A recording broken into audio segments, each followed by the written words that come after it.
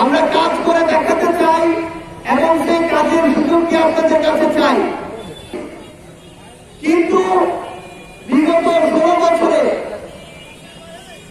খুনি শেখ হাসিনা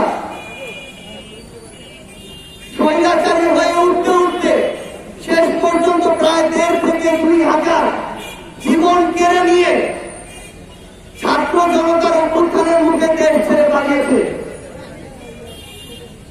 এরপর তরুণ প্রজন্মের হাত ধরে বাংলাদেশে এই যে নতুন রাজনৈতিক দল এসেছে, আমরা আমাদের জায়গা থেকে বাংলাদেশের প্রত্যেকটি জেলা উপজেলায় কাজ শুরু করেছি।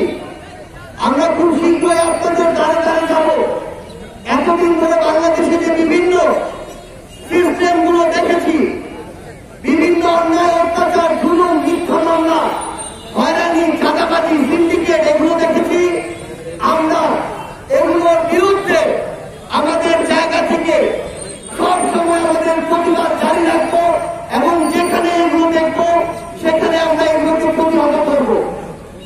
আমরা কথা দিয়ে শুধু আমাদেরকে আপনাদের সামনে উপস্থাপন করতে চাই, ব্যাপারটি এমন নয়। আমরা কাজ করে দেখাতে চাই এবং সেই কাজের সুযোগকে আপনাদের কাছে চাই।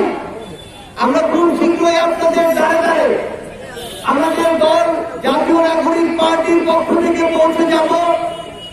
আমরা বিশ্বাস করি আগামী বাংলাদেশে যে নতুন বাংলাদেশ আসছে, এখানে দলের নাম দেখে কিংবা কোনো মার্কা দেখে কেউ আর ভোট দিবে না।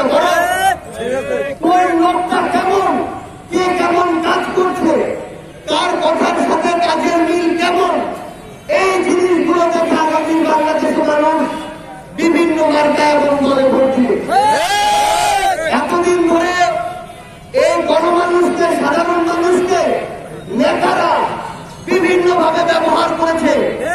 তারা খালি ভোটের আগের দিন ভোট চাইতে চায় আর হাতে কিছু টাকা ধরা দেয়, আর ভোটটা শেষ হওয়ার পরে তারপরে একটা পিয়ন পদ, একটা বিজেপি কার্ড, একটা বয়স্ক ভাতা কার্ড, যে কাজে তার কাছে যান না কেন